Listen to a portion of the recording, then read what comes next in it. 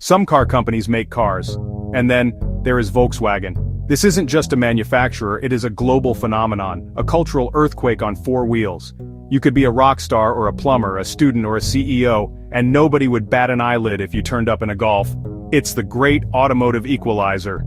The name itself, the people's car, wasn't just some clever marketing fluff. It was, and still is, the company's entire reason for being.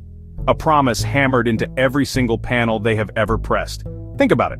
The original Beetle, an air-cooled, rear-engine slice of genius that put entire nations on the road.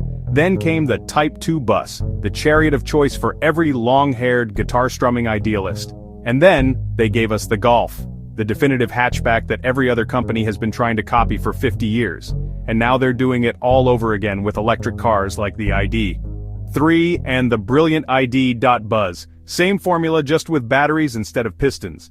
The story of Volkswagen is far more complicated, far more dramatic than that. It's a saga filled with unimaginable highs and catastrophic lows. Born from the darkest chapter of human history, rising to become a symbol of peace, freedom, and counterculture. It is, quite simply, one of the most extraordinary stories in the history of industry. So, buckle up. This is the full, unvarnished story of how Volkswagen changed the world. And believe me, it's quite a ride. You cannot tell the story of Volkswagen without starting in the bleak, terrifying landscape of 1930s Germany. The world was on a knife edge. And in the middle of it all, a dictator had a vision. Adolf Hitler wanted a car for the German people.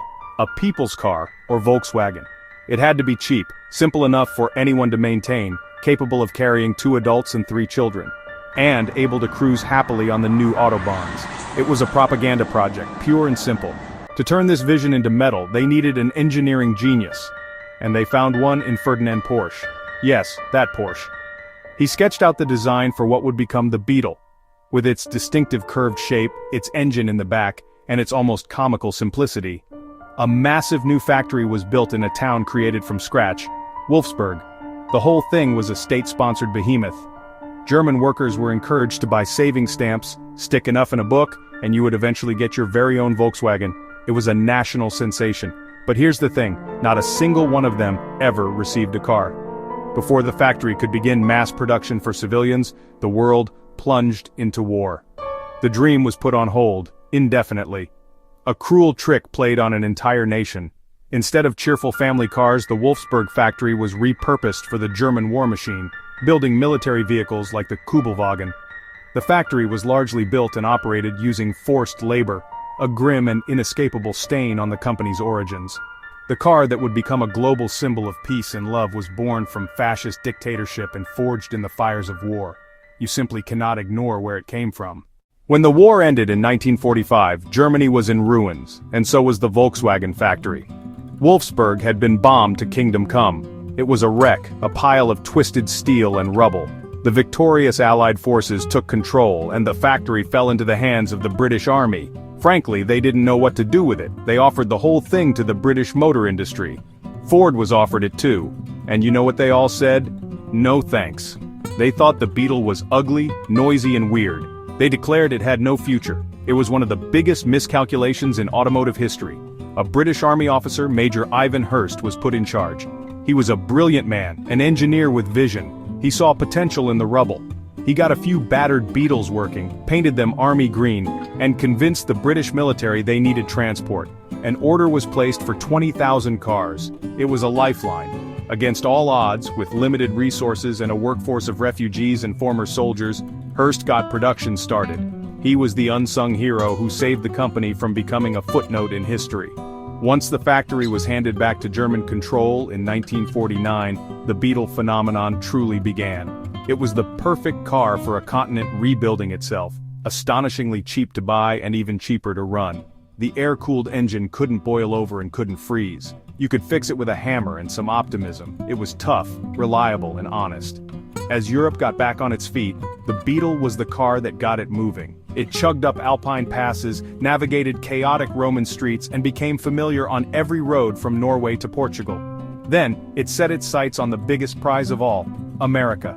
In the land of giant, chrome-laden V8s, this small, strange-looking German car should have failed spectacularly. But it didn't. Clever advertising campaigns turned its perceived weaknesses into strengths. Think small, Lemon. It was witty, self-deprecating, and completely different. The Beetle became the anti-car, the smart choice for intellectuals, college students, and anyone who didn't want a massive, gas-guzzling land yacht. It became an icon of 1960s counterculture, a symbol of rebellion against the establishment. The car born from fascism had impossibly become a symbol of freedom. As the Beetle was conquering the world, Volkswagen's engineers were already working on their next trick. They took the Beetle's brilliantly simple chassis and engine, and put a box on top. That's it. That was the stroke of genius. The result was the Type 2, known as the Transporter, the Combi, or most famously, the VW Bus. Launched in 1950, it was an instant success. It offered a cavernous amount of space on a tiny footprint. Small businesses loved it. Carpenters, bakers, electricians, they could all fit their tools and goods in the back. It was the workhorse of Europe's economic miracle. But then, something extraordinary happened. In the 1960s, the bus was discovered by a new generation, the hippies. They saw it not as a van, but as a home on wheels. It was cheap, reliable, and spacious enough to carry them, their friends, their surfboards, and their guitars on a journey to anywhere. They painted them with flowers and peace signs, turning them into rolling symbols of the counterculture movement. The VW bus became inextricably linked with Woodstock, with the Summer of Love, with a generation that wanted to drop out and explore the world. It wasn't just a vehicle, it was a statement. It was freedom, adventure, and rebellion, all rolled into one slow, boxy, and utterly charming package. By the early 1970s, Volkswagen knew it had a problem. The beloved Beetle was finally starting to show its age. The design was ancient. The rear engine layout was being left behind by newer, more modern front-wheel drive cars. Sales were starting to dip. Volkswagen was in danger of becoming a one-trick pony. They needed a replacement, something modern, practical, and that could capture the world's imagination all over again. The fate of the entire company rested on getting this next car absolutely right. The pressure was immense, and boy did they get it right. In 1974, they launched the Golf. It was the complete opposite of the Beetle in every technical way. Water-cooled engine at the front, driving the front wheels with sharp angular design by the legendary Giugiaro. And it had a hatchback. It was practical, fun to drive, and brilliantly packaged. The world went mad for it. The Golf didn't just replace the Beetle, it created an entirely new class of car, the hot hatch, with the launch of the brilliant GTI model. It was a revelation, the new people's car perfectly designed for a new era. The staggering success of the Golf set the stage for Volkswagen's next chapter, world domination. Having secured its future, Volkswagen went shopping. It began a methodical, almost ruthless expansion. The goal was no longer just to build cars for the people. It was to build every kind of car, for every kind of person, at every price point. The first major piece had been acquired in the 1960s, Audi. At the time it was a dusty, forgotten brand, but VW saw its potential, turning it into a genuine rival for Mercedes-Benz and BMW. This strategy kicked into high gear in the 80s and 90s. Volkswagen became a collector of famous European car brands. In 1986, it took seat, giving it a foothold in the sunnier, sportier end of the market. Then, after the fall of the Iron Curtain, it looked east and saw a diamond in the rough. Skoda, the Czech manufacturer. In 1991, VW took it under its wing, transforming it from a maker of communist-era jokes into a brand renowned for quality, practicality, and incredible value. It was a masterclass in brand management. The turn of the millennium saw high-end acquisitions that stunned the motoring world.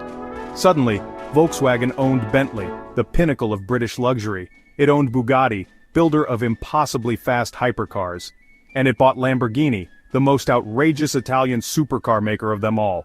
The little company that made a car for the people now owned some of the most exclusive brands on the planet. It was an automotive empire unlike any other. And then came the most dramatic acquisition of all, Porsche. In complex corporate warfare, tiny Porsche actually tried to take over the gigantic Volkswagen Group. It was an audacious David versus Goliath move that almost worked. But in the end, the tables were turned, and by 2012, Volkswagen ended up owning Porsche. The student had become the master. Ferdinand Porsche's original company now controlled his grandson's sports car legacy. By this point, the Volkswagen Group was a global titan, praised for its meticulous engineering, superb build quality, and seemingly unstoppable march across the automotive landscape. For decades, Volkswagen had cultivated an image of unimpeachable quality, honesty, and engineering integrity. Das Auto, the car. The simple, confident slogan said it all. They were particularly proud of their clean diesel technology, TDI. They told the world they had solved the puzzle: powerful, fuel-efficient, and crucially clean engines. They sold millions of them based on this promise. It was a huge part of their success. And then, in September 2015, the world discovered it was all a colossal lie. The United States Environmental Protection Agency dropped a bombshell. They accused Volkswagen of deliberately cheating on emissions tests. Millions of VW's clean diesel cars were fitted with a secret piece of software, a defeat device. This clever and deeply illegal bit of code could detect when a car was being tested. In test conditions, it would turn on all the proper emissions controls, allowing the car to pass with flying colors. But as soon as the car was out on the real road, the software would switch them off. The result? The cars were spewing out nitrogen oxides at up to 40 times the legal limit. The fallout was immediate and catastrophic. It was a betrayal of trust on an epic scale. The company's share price plummeted, wiping billions off its value overnight. The CEO resigned in disgrace. Investigations were launched around the world. The scandal, quickly dubbed Dieselgate, became a global news story. Volkswagen was forced to admit that around 11 million cars worldwide were fitted with the illegal software. They faced colossal fines, criminal charges, and the monumental task of recalling and fixing every single affected vehicle. It was the biggest crisis in the company's long and storied history. The damage to Volkswagen's reputation was immense. All that hard-earned trust, built up over generations with cars like the Beetle and Golf, evaporated in an instant.